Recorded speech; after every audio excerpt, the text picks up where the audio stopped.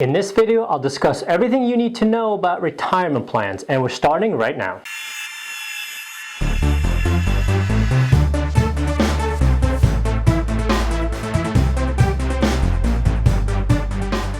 Hey guys, welcome to another video from the Keystone Financial Academy. My name is Elliot, and if you're new to this channel, I invite you to join our community by subscribing and turning on notifications so you don't miss any of the upcoming topics. Okay, so let's talk about retirement plans. This is a pretty big topic and a really important one, so there's going to be a couple of videos on it, with this one just being an introductory video. So what am I talking about exactly when I say retirement plans? These are financial plans where you save and invest your money while you're working so you can live on this money when you retire and no longer earning an income. I will primarily focus on two such plans, the 401k and the individual retirement account, or the IRA. Before I get into the details, it may be helpful to take a step back and give you the big picture. All retirement plans can be classified into two broad categories: defined benefit plans and defined contribution plans. A defined benefit plan is better known as a pension. It should be familiar to anyone over the age of 50, but it's pretty rare to find these days. A pension guarantees you a stream of income for life after retirement, and this is paid for by the employer. There is still a very small handful of companies that have pensions, and it's also a big feature of military service. If you serve out 20 years, either as officer or enlisted, you will retire with a pension. Of course, these pensions are very expensive, so what you're much more likely to find at a company these days is a defined contribution plan that you pay into. So the defined contribution plans are all the non-pension plans like the 401k and the IRA, and that is what we'll be talking about today. Okay, with that brief background out of the way, let's start by talking about the 401k. This well-known retirement plan is a very interesting piece of financial engineering and has a unique history of its own. And it's also the reason why pensions have pretty much all but disappeared in the US. The 401k got its start when Congress passed the Revenue Act in 1978 after some lobbying by some well-connected corporate executives who wanted a way to defer taxes on their bonuses and stock options. The new law created a retirement account as described in Section 401, subsection K of the Internal Revenue Code. Now, initially, this law went unnoticed until 1980 when a retirement consultant and attorney named Ted Benna read the code closely and realized very useful for not just sheltering corporate executive bonuses and stock options, but also as a retirement plan for regular folks. He then set up this plan at his own consulting firm for his own employees, and then decided to match whatever his employees would put in with corporate money in order to entice the employees to use this plan. Other companies started to hear about this approach to retirement, and that, combined with some favorable rulings from the IRS in 1981, made the 401k quite popular. It was a major win for the companies as they could shift retirement planning to the employee and away from the expensive pensions, and it was a win for the employees as they got matching company money and could now invest their retirement in the stock market, potentially retiring with a much fatter nest egg. Benna, however, was initially troubled by what he helped popularize. He saw the 401k as a massive gift to Wall Street, and indeed that was true. Money flowed into the markets like never before, and while it was true you could potentially earn a lot more for your retirement,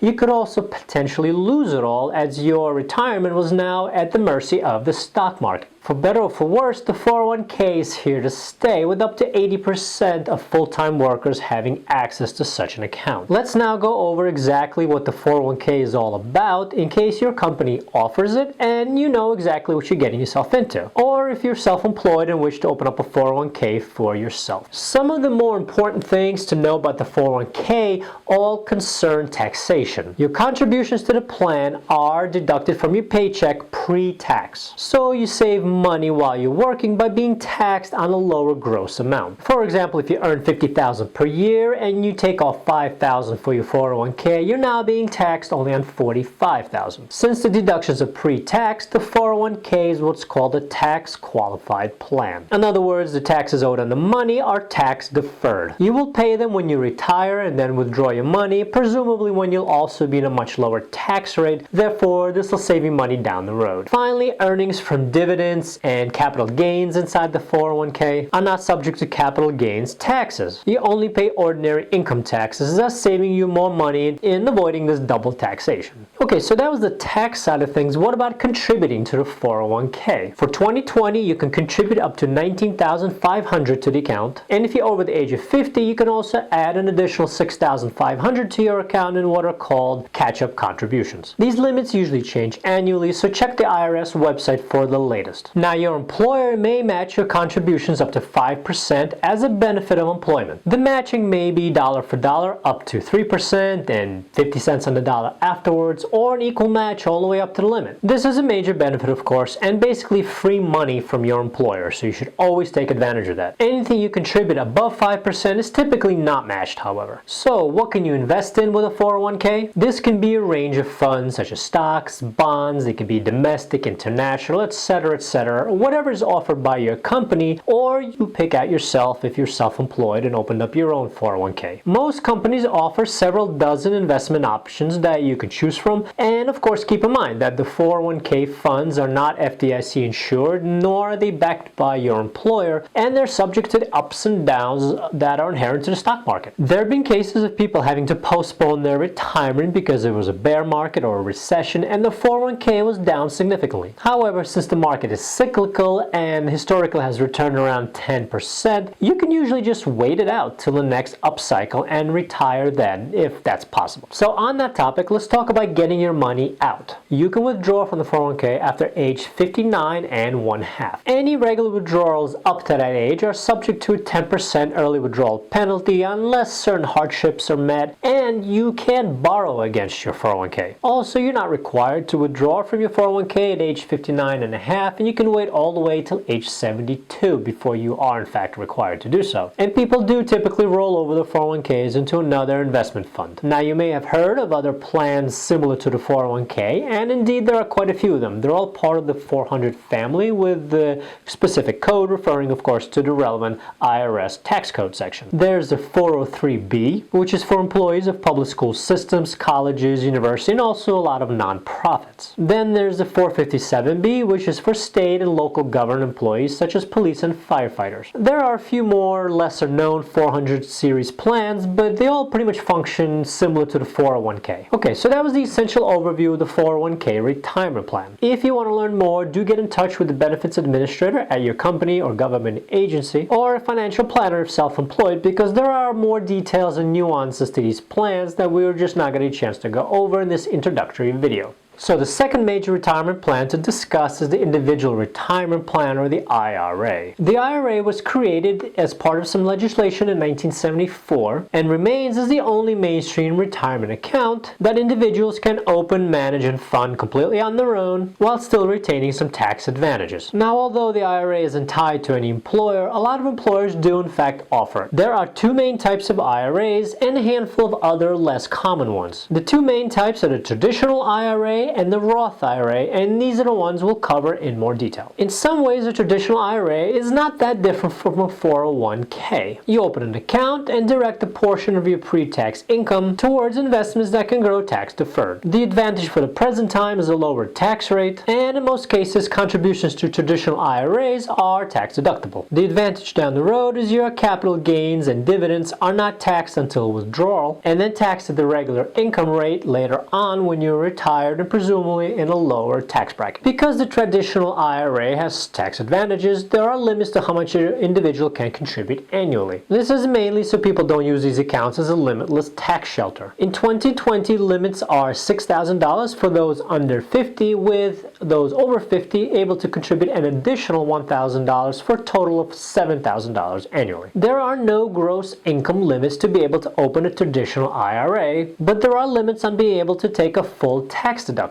For 2019, your adjusted gross income had to be under $64,000 if you're filing single, or under $103,000 if married filing jointly, in order to claim a full deduction. There are other deduction rules as well, so be sure to check with your accountant or financial planner for the latest. Now, pulling money out of an IRA is also quite similar to taking money out of a 401k. You can begin only after age 59 and a half, or else a 10% penalty will be assessed, and there are some hardship and life event allowances. Unlike a 401k, traditional IRA does not allow loans, but there are ways to get around it by rolling one IRA into another, and that's something your accountant or financial planner can tell you more about. In general, a traditional IRA works best for workers who think they will be in a lower tax bracket upon retirement, and people who don't have access to other retirement plans like the 401k. However, it's also relatively common to have both accounts. Traditional IRAs are quite popular in the US, with about 33 million households having at least one such account, for a national total of $7.5 trillion in assets. To open an IRA account, you typically go online or a brick-and-mortar brokerage such as TD Ameritrade, Vanguard, Charles Schwab, Fidelity, and any other. Okay, finally we come to the last topic, and that is the Roth IRA. So the biggest difference between the traditional IRA and the Roth IRA is that the Roth IRA has a completely different approach to taxation. Instead of using pre-tax dollars, an individual pays tax at their current rate when depositing money into the Roth IRA. The fund then grows and the money can be withdrawn completely tax-free. The Roth IRA is named after its chief sponsor, former Senator William Roth, and was first proposed in 1989 and established in 1997. The reason for this type of IRA being created has to do with some deductions that the senator wanted to bring back for some lower income individuals, but the end result turned out to be a pretty significant tax break, as you're paying taxes up front on a small amount or the seed money, but nothing later on as the seed grows into a much larger pot. The contribution limits on the Roth is pretty similar to the traditional IRA, but there are more stringent income limits, as this type of IRA is intended for lower and middle income individuals to save for retirement and not for wealthier individuals to use as a limitless tax shelter. Is the Roth a better IRA? Some would argue yes, and it's certainly better if you expect to be in a higher tax bracket, not a lower one when you retire. In practice, a lot of people have both a traditional IRA and a Roth IRA account to take advantage of both.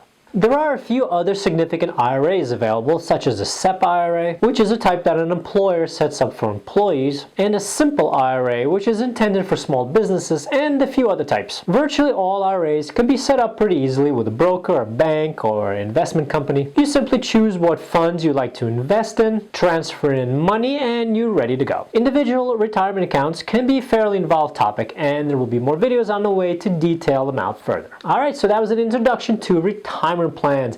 As always, be sure to subscribe and hit that like button, and let me know in the comments below as to what topics you'd like to see me cover in more detail. Thanks for watching, and I'll see you all soon.